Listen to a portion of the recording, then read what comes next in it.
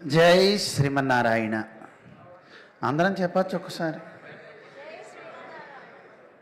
భగవద్బంధువులారా, ఈరోజు అరి అనేటటువంటి ఒక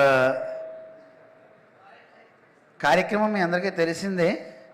కానీ మేమెప్పుడు మా నోటి నుంచి హరి వస్తుంది, హరి రాదు. మీ నోటి నుంచి ఏమొస్తుంది? హరి రావాలా, హరి రావాలా? హరి అంటే ఏమిటి, హరి అంటే ఏమిటి? హరి అంటే విష్ణువు, హరి అంటే శత్రువు అని అర్థం. మన వాళ్ళు హరి షట్ వర్గము అంటుంటారు కదా.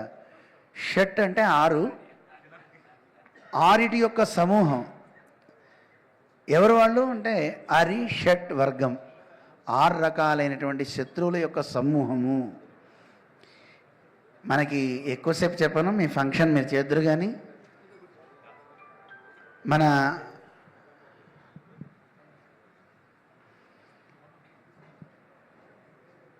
ప్రహ్లాదుడి కథ అందరికీ తెలిసిందే. నరసింహస్వామి అడిగాడు, ఒరే నా యొక్క తత్వాన్ని నువ్వు చెప్పరా అని. దానికంటే ముందు హిరణ్యకశిపుడు ఎక్కడ విష్ణువు అని అన్ని చోట్ల వెతుకుతూ విష్ణువుని జయించాలి అని చాలా తాపత్రయపడ్డాడు. అప్పుడు చెప్తాడు ప్రహ్లాదుడు, నాన్న నువ్వు విష్ణువుని గెలవాలి, ఆయన్ని ఓడించాలి అని నువ్వు అనుకుంటున్నావు కదా. విష్ణువుని నిజంగా ఓడిద్దామని నీకుందా మనస్సులో? ఉందిరా. అయితే నాన్న నేను చెప్పిన వాళ్ళని నువ్వు గెలిచావా, నిజంగా విష్ణువు నీకు దాసుడైపోతాడు. ఎవడరా వాడు? ఒక్కడు కాదు నాన్న, 6. నాకెంత పని, 6 ఇట్టే ఓడించేస్తా, ఇట్టే సంహరించేస్తా అన్నాడు. ఎవరు 6? ఎక్కడుంటాడు? ఇంద్రుడా, చంద్రుడా, మహేశ్వరుడా, రుద్రుడా? చెప్పు. ఎవరు కాదు నాన్న. మరి ఎక్కడుంటారా వాళ్ళు? నీలోనే ఉన్నారు నాన్న అన్నాడు. ఎవరు వాళ్ళు? మనందరికీ తెలుసు, అరిషడ్ వర్గాలు. కామం, క్రోధం, లోభం. మనందరం మాట్లాడుతూనే ఉంటాం ఎప్పుడు వీటి గురించి. కానీ ఈ రోజుల్లో సినిమాలు చూస్తుంటే కలగకూడని ఉద్రేకాలే అందరికీ కలుగుతాయి. కానీ ఏ ఉద్రేకాల వల్ల మనిషి పాడైపోతాడో వాటిని మన వాళ్ళు శ్రీమాన్ జయశంకర్ గారు చక్కగా ఒక చిత్రంగా తయారు చేసి ఆయన డైరెక్షన్లో లోకానికి అందిస్తున్నారు. చాలా చాలా సంతోషంగా ఉంది. అయితే నిజానికి మేము ఫిలిం ఫంక్షన్స్కి వెళ్ళాం. అది దేవుడు సంబంధమైన ఉండాలి, లేదు సమాజానికి ఏదైనా మోరల్ ఇచ్చేదైతే ఉండాలి. జయశంకర్ గారు మాకు చెప్పారు, ఇలా ఉంటుంది స్వామి, ఇలా ఉంటుందని అన్నీ చూపించారు. చిన్న చిన్న విషయాలు నచ్చింది.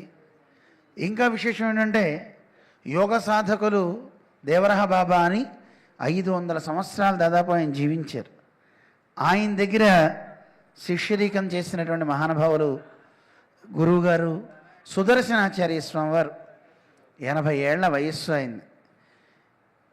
చాలా మంచి కార్యక్రమాన్ని ఇక్కడ ఏర్పాటు చేశారు వారికి సత్కారం చేస్తూ. ఎందుకంటే అరిషడ్ వర్గాల్ని జయించాలంటే ముందు మనిషి కావాల్సింది యోగి కావాలి. అందుకే యోగిని సత్కరించారు. ప్రాణాయామ రతుడు. ఎన్నో వేల శ్లోకాలు కంఠోపాఠం. ఆయనకి మైకిస్తే ఇవ్వటం పొరపాటు, ఇస్తే మళ్ళీ వదలరు. ఆయన చెప్తూనే ఉంటారు శ్లోకాలు.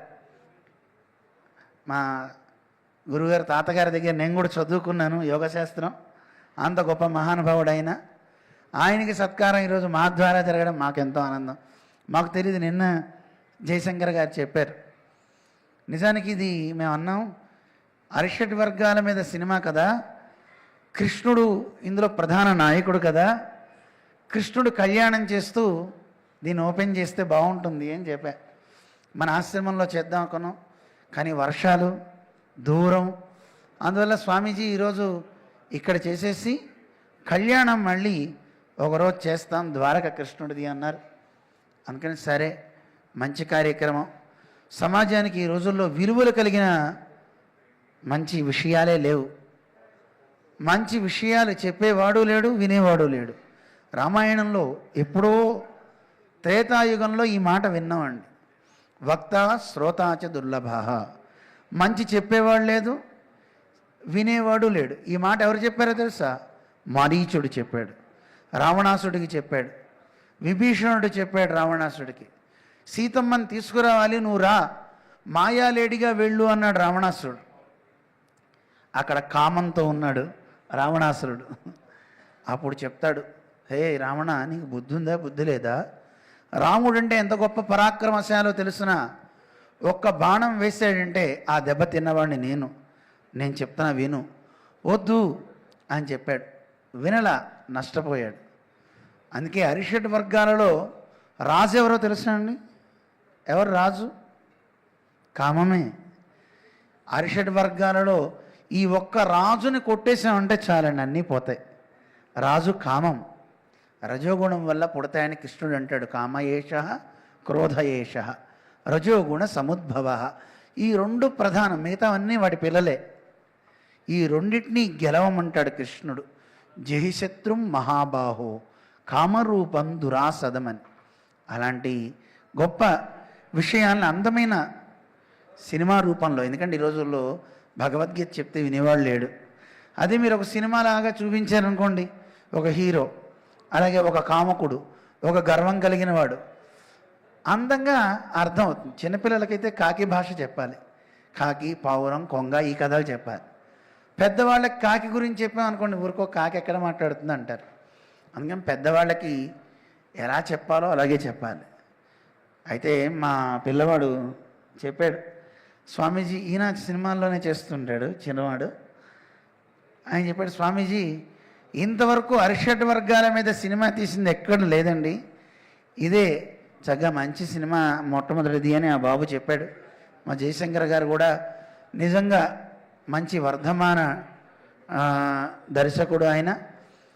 మరిన్ని మంచి సినిమాలు సమాజానికి అందించి సమాజంలో మంచి మార్పు తెచ్చే రీతిలో వారి యొక్క ఫిలిం బాగా వెళ్ళాలి అని భగవంతుణ్ణి కోరుతూ, మా గురువుగారి ఆశీస్సులు, చిన్నజీయర్ స్వామి ఆశీస్సులు కూడా సదా అందించాలి అని కోరిక. ఎందుకంటే ఒక చిన్న మాట చెప్పి ముగిస్తా. సినిమా ప్రభావం ఎంత గొప్పదంటే, ప్రవచనం చెప్పే మాకంటే అదే గొప్పదైపోయిందండి.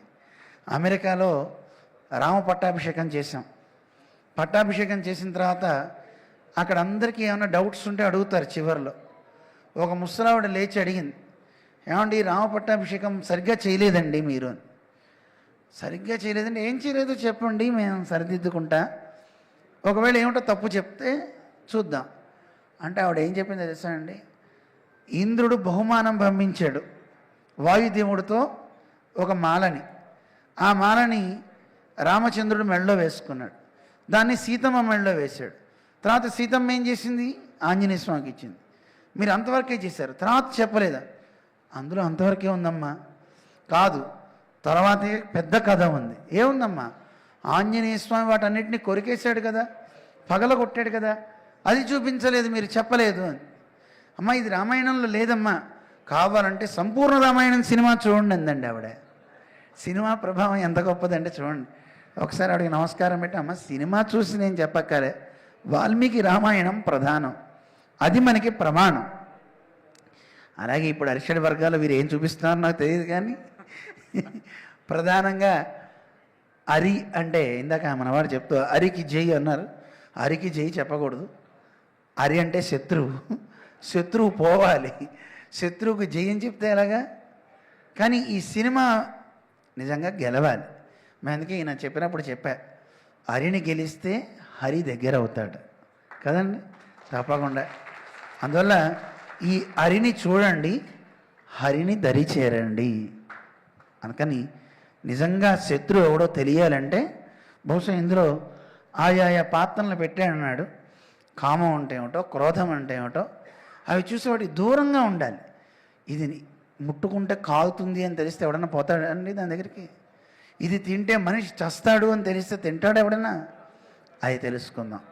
శ్రీమాన్ జయశంకర్ గారు, ఆయనకి ఎవరు జై చెప్పక్కర్లేదు, ఆయన పేరులోనే జై ఉంది, ఎవరు మాట్లాడినా.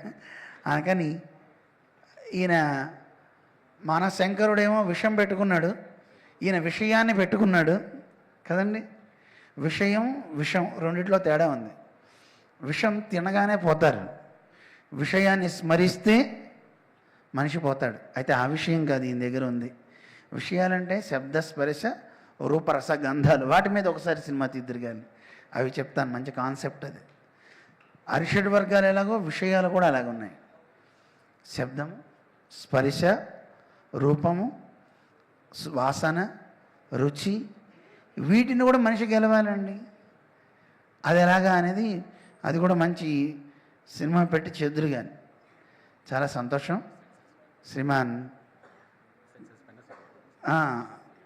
జయశంకర్ గారి టీంకి దీన్ని చక్కగా బలోపేతం చేస్తూ ధనాన్ని ఇచ్చినటువంటి పెద్దలు కూడా ఉన్నారు, ప్రొడ్యూసర్స్, వారికి నటులు సాయి కుమార్ గారు, అలాగే మరి చాలామంది ఉన్నారు. వారందరికీ కూడా అనేక అనేక మంగళాశాసనాలు చేస్తూ జై శ్రీమన్నారాయణ.